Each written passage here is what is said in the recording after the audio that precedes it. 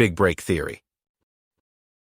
People often hope for a big break, a large, durable improvement in their situation.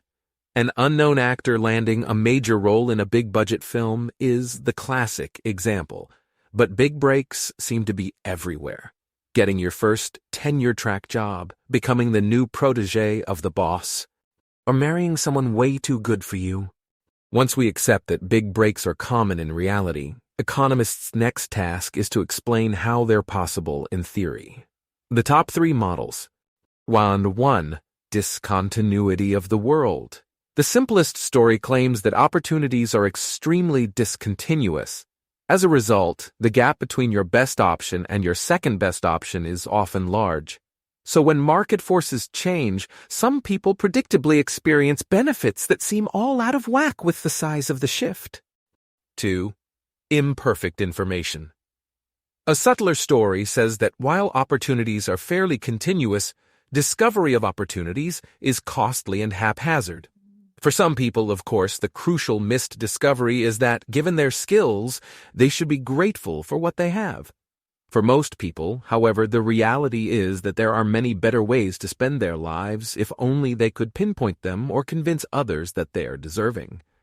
Sadly, though, it takes a lifetime to uncover even a tiny fraction of your opportunities in this world.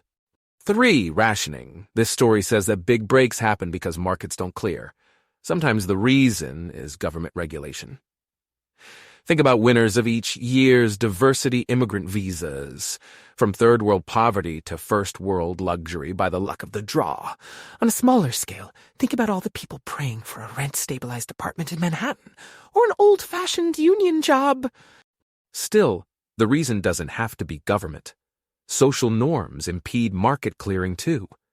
Think about the hundreds of qualified applicants for every position in mortgage-backed securities or construction in 2010. Wages stayed high, but even interviews were almost impossible to find. The same goes, of course, for gender role norms. Imagine a major war leads to a low male-female ratio.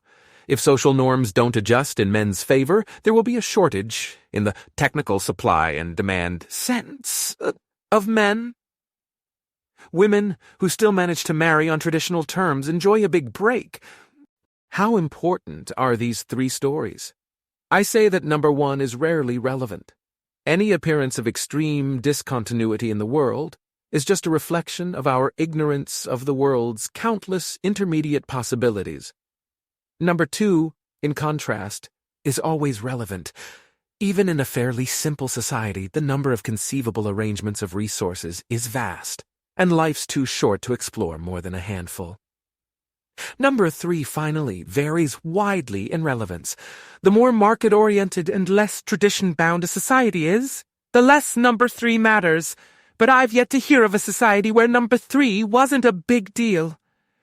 Am I too quick to dismiss number 1? I think not. Heartbroken youths gravitate to such stories, but everyone older and wiser wisely avers that there are lots of good fish in the sea. And if number 1 isn't even true for matters of the heart, how could it be true for matters of hard-boiled business? February 4th, 2013.